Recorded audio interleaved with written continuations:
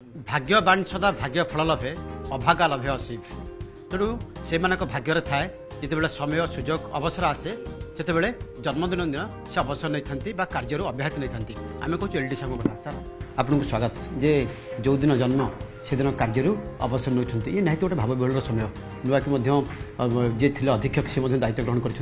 मोटामोटी कौन प्रतिक्रिया मुझे कहि भगवान अशेष कृपा आज एमती गोटे दिन मो भाग्य आसो मुझे भावी नी आज भाविला बेलू जना पड़ी यहाँ गोटे संजोग ए करार नहीं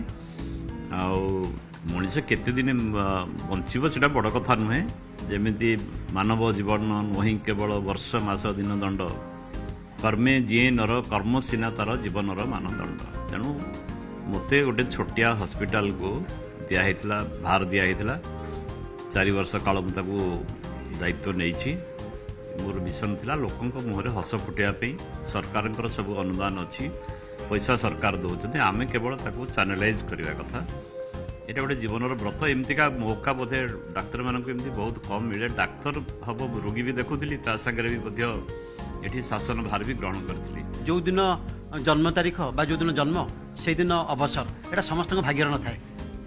यहाँ मुझे कहबी संजोग एमती किसी नुहे किए 30 तारीख में जन्म होगा 30 दिन तो ऑटोमेटिकली अवसरटा पड़े तेणु यहाँ किसी क्रेडिट नवार नहीं किंतु मेन कथा ये सब जिन बड़ कथा नुहे आमको अल्प दिन किसी गोटे भार दिगले आम केमती भल भाव कामटा को तुलेबा आम अन्य मान प्रेरणादायी हवा आउ समस्ते आमको प्रशंसा करेंगे जहाँफल आम कम भगवान आशीर्वाद ही ऊपर पड़ो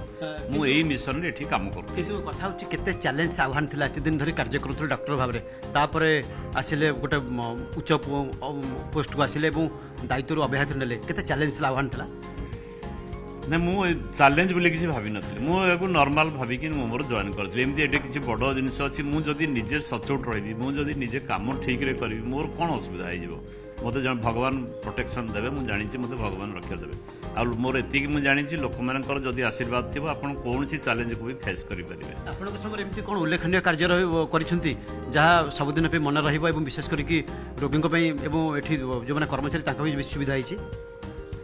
उल्लेखनीय कार्य तो सेमती मु कहवा नहीं आप मीडिया भाई मैंने ही आप देखुं आपड़ केवे आमको हैरान करना कि आम विरुद्ध में कौन स्वर उत्तोलन करना तेणु जदि किसी खराब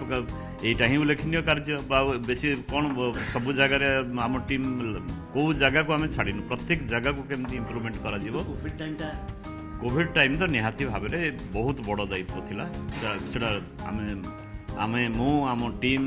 दिन राति अनिद्रा होगी केमी लोक मान आम तो अवश्य हस्पिटाल नाला कि जो पठेवाई जो आर्त चित्कार से टाइम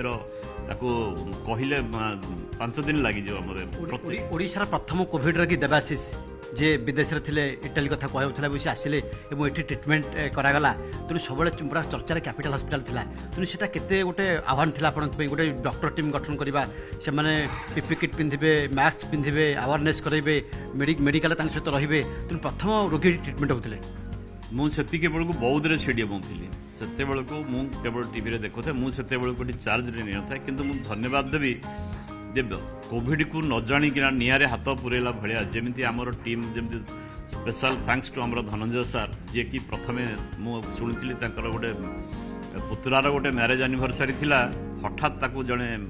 आमर उपर अफिसर टेलीफोन कले तुम शीघ्र जाओ एयरपोर्ट को कौन गोटे आमर स्क्रीनिंग हम से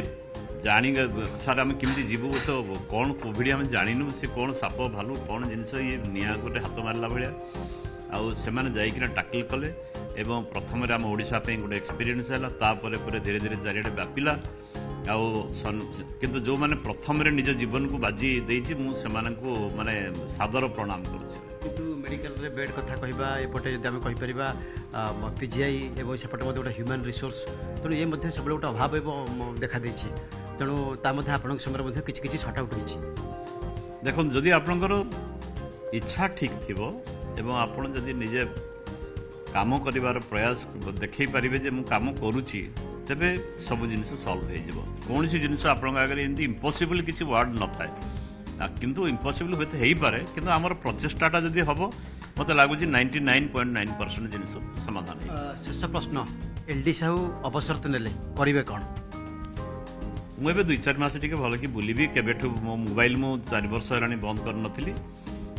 ଏବେ ଟିକେ ପାରିବି। କିନ୍ତୁ ଲୋକ ଯେତେବେଳେ ବି ମଧ୍ୟ ସାହାଯ୍ୟ ଚାହିଁବେ, ଯେଉଁ ପ୍ରକାର ସାହାଯ୍ୟ ଚାହିଁବେ କରିବେ। ଏବଂ ମୁଁ ପ୍ରଫେସନାଲି ଅର୍ଥୋପେଡିକ୍ସ, ଏବେ ଘରେ ତ ବସି ହେବନି, କିଛି ଲୋକଙ୍କୁ ଯଦି ସେବା ଦେଇପାରିବି କେଉଁ ହିସାବରେ, ତାହେଲେ ମୁଁ ମୋର ପୁଣି ପ୍ରାକ୍ଟିସରେ କିଛି ଅଳ୍ପ ସମୟ ଟାଇମ୍ ଦେବି। ଗରିବ ଲୋକଙ୍କ ମାଗଣାରେ ସେବା ଆରମ୍ଭ କରିବେ।